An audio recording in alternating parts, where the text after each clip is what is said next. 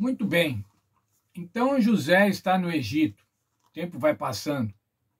Os 7 primeiros anos de bonança, onde estão sendo ajuntados, recolhidos e armazenados os alimentos para os tempos de escassez.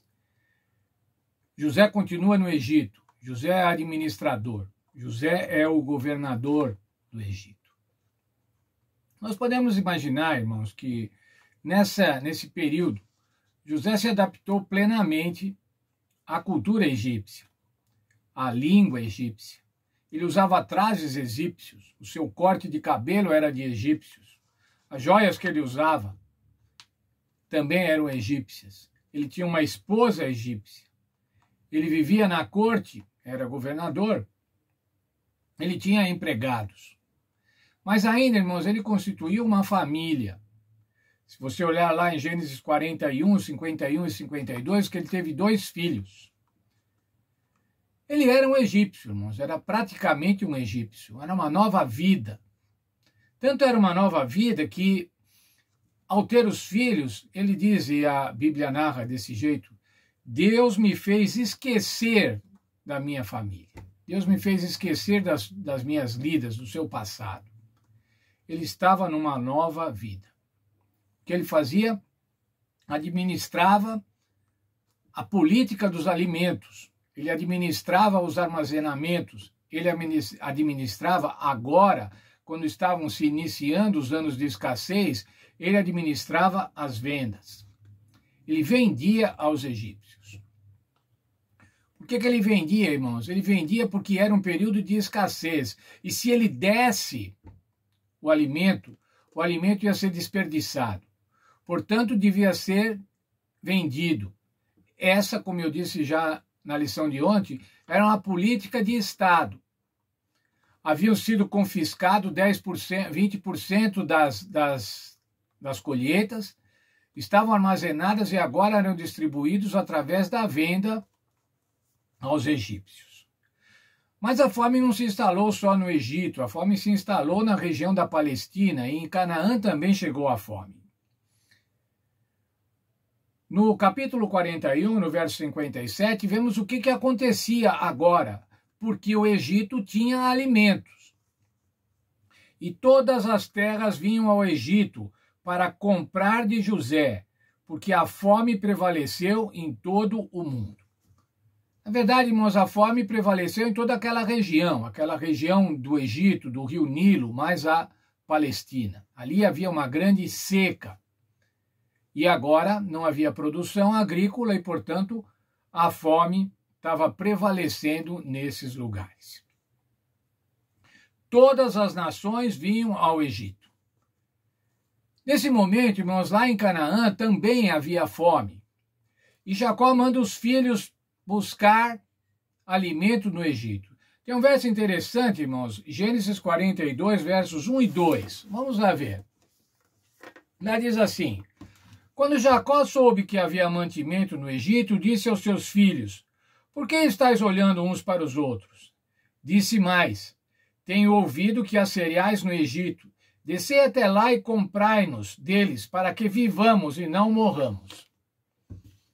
Jacó teve, de alguma forma, irmãos, a informação de que no Egito havia comida, que era possível ir ao Egito comprar comida. E ele fala de uma maneira como nós poderíamos transpor. O que vocês estão esperando? Diz assim, o que vocês estão olhando uns para os outros? Vamos lá comprar comida no Egito, senão nós vamos morrer de fome. Eles foram para o Egito, os 10 irmãos de José. Só Benjamim, o irmão mais novo, o irmão de José, o verdadeiro irmão de José, da mesma mãe e do mesmo pai, filho de Raquel.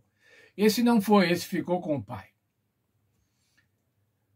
Quando os irmãos de José chegaram ao Egito para negociar, de alguma forma eles foram ter com José. Negociar com José, comprar com José.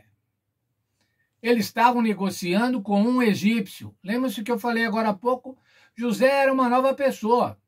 Mas ainda, irmão, José já devia ter uns 40 anos.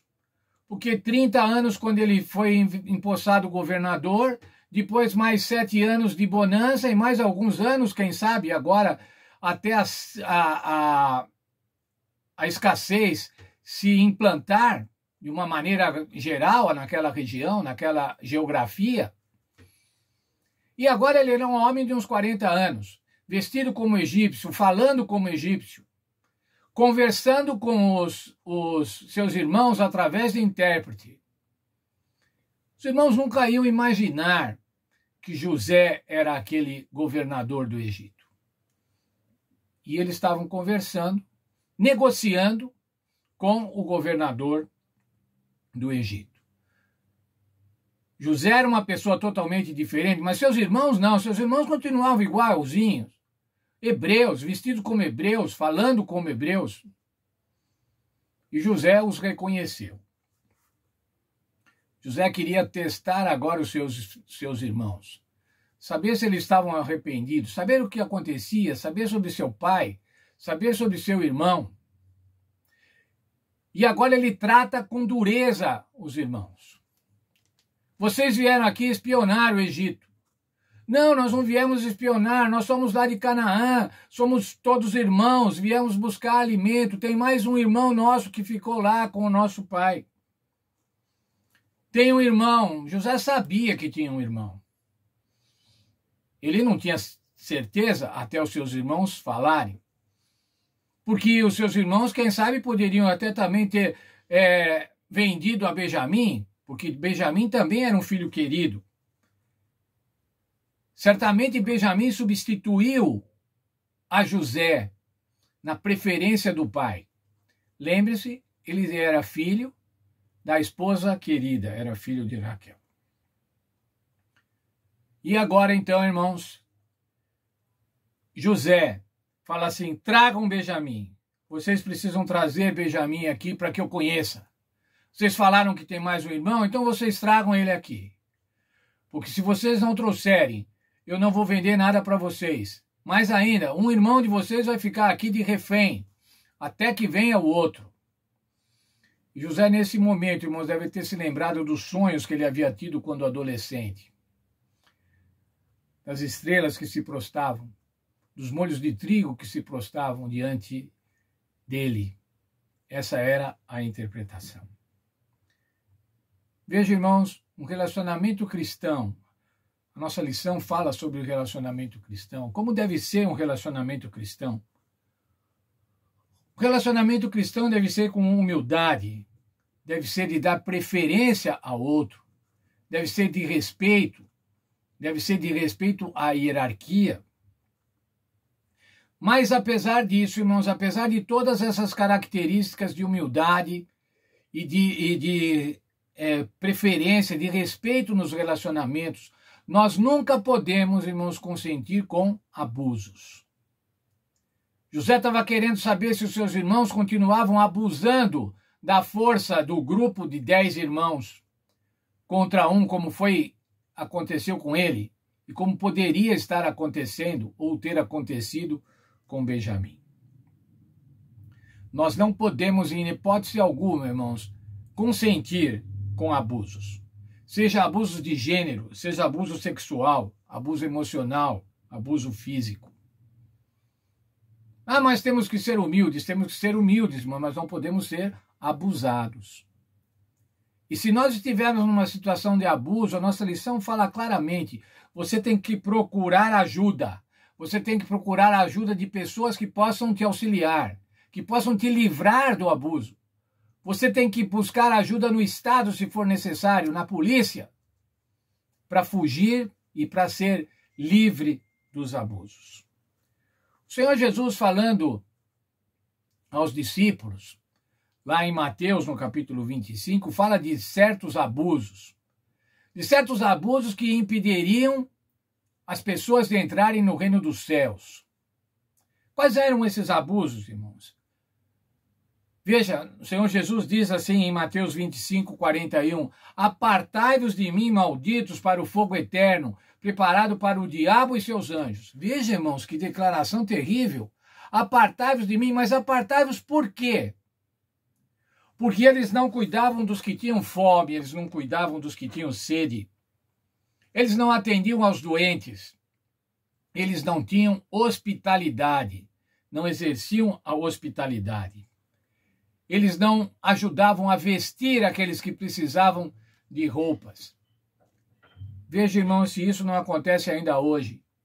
Nós andamos pela rua e vemos tantos miseráveis, irmãos, tantos sem teto, tantos sem roupa, sem comida, sem a menor condição, sobrevivendo, não vivendo, sobrevivendo de esmolas, sobrevivendo de trapos. Mas ainda, irmãos, o que disse o Senhor Jesus? Em verdade vos digo que todas as vezes que deixastes de fazer a um desses pequeninos, foi a mim que deixastes de fazer. Sabe o que o Senhor Jesus estava falando, irmão? O Senhor Jesus estava falando de justiça social. O Senhor Jesus estava falando de exclusão econômica, de abuso econômico, de um abuso econômico estrutural. A sociedade no tempo de Jesus e a sociedade no tempo de hoje pratica um abuso econômico estrutural. E o que o Senhor Jesus disse para aqueles que praticam esse abuso: apartai-vos de mim para o fogo eterno, preparado para o diabo e seus anjos. Nós vamos continuar vendo a história de José a partir de amanhã ainda. Vamos ver mais um pouco sobre a história de José, sobre como desenrolou-se isso. Vamos ver se os irmãos de José continuavam abusando da sua força por serem mais velhos e por serem um grupo mais unido. Vamos ver se José também usou do seu poder agora para oprimir os seus irmãos. A história de José é fascinante, irmãos. Eu estava pensando, a história de José estava fazendo uma boa novela, um bom filme. E a Bíblia ilustra para nós, a Bíblia traz para nós a história de José, para que a gente possa aprender com ele. José agora e os seus irmãos iam enfrentar o passado. Como é que eles iam tratar do passado agora? Agora que José tinha poder, agora que seus irmãos estavam submetidos à fome, necessitando do Egito. Amanhã continuamos o estudo. Boa noite para todos, bom dia para todos, não é? Fiquem com Deus, até amanhã.